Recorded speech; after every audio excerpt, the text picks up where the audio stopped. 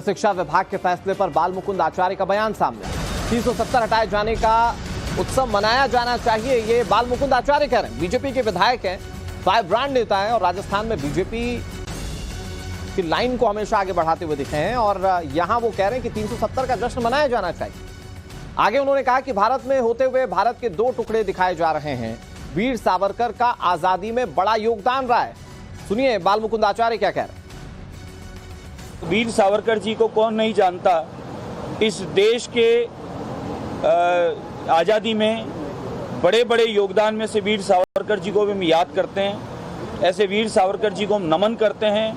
ऐसे वीर सावरकर जी की गाथा, वीर सावरकर जी का बलिदान और वीर सावरकर जी की जो किए हुए कार्य हैं उनका गुणगान होना ही चाहिए। आदरणीय प्रधानमंत्री नरेंद्र मोदी जी के नेतृत्व में और गृह मंत्री अमित शाह जी के नेतृत्व में ऐतिहासिक काम हुआ है और इस काम हुआ है तो इसका स्वागत होना चाहिए, इसका उत्सव होना चाहिए।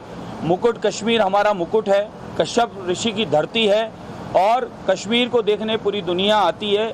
कहा जाता है कि धरती का कोई स्वर्ग है तो कश्मीर है।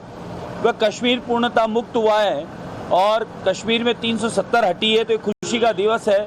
तो कश्मीर मुकुट है तो मुकुट दिवस होना ही चाहिए। और भंवर पुष्पेंद्र हमारे सहयोगी ज्यादा जानकारी के साथ जुड़ गए। भंवर, एक तरफ कांग्रेस पार्टी सवाल उठा रही है कि आरएसएस की विचारधारा जो है वो थोपी जा रही है छात्रों के ऊपर।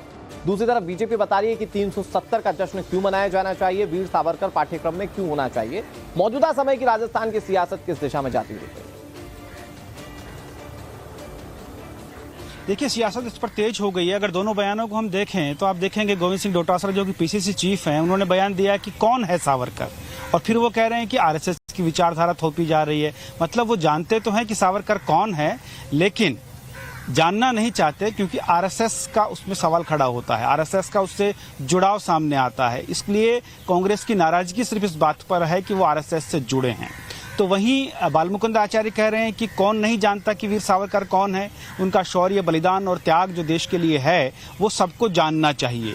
वहीं धारा 370 की अगर हम बात करें तो उसको लेकर भी दोनों पार्टियां आमने सामने हैं। सदन में भी मुद्दा उठा था और बाहर भी ये लोग मीडिया के सामने अपना एक पार्टी विरोध दर्ज करवा रही है, एक अपने समर्थन में खड़ी हो रही है। उनका ये कहना है कि हमारे देश का मुकुट कश्मीर है, 370 वहां से हटी है, हमारे देश का अब अभिन्न हिस्सा वो बन गया है। ऐसे में क्यों नहीं उसका उत्सव मनाया जाए जिसको मुकुट उत्सव नाम दिया गया। वीर सावरकर की जयंती क्यों नहीं मनाई जाए, इस पर बीजेपी सवाल खड़े कर रही है। तो वहीं कांग्रेस इसे आरएसएस विचारधारा और बच्चों पर थोपने जैसी बात करती सामने आ रही है। बता दूं कि शिक्षा विभाग ने पहले भी या तो राष्ट्र प्रेम से जुड़ जाते हैं या राष्ट्र से जुड़ जाते हैं, लेकिन कांग्रेस पार्टी का विरोध फिलहाल सियासत को किस दिशा में ले जा रहा है इस पर नजर बनाए रखिए। आपसे तमाम अपडेट्स हम लेते रहेंगे। बहुत शुक्रिया आपका हमारे साथ जुड़ने के लिए और जानकारी देने के लिए।